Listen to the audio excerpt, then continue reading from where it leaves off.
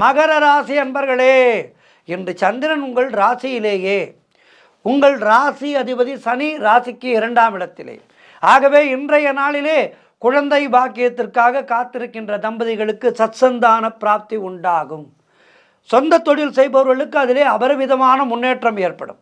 காரிய தடைகள் எல்லாம் விலகி நீங்கள் எடுக்கின்ற முயற்சிகளிலெல்லாம் வெற்றி வெற்றி வெற்றி வெற்றி பேரிகை கொட்டுவீர்கள்.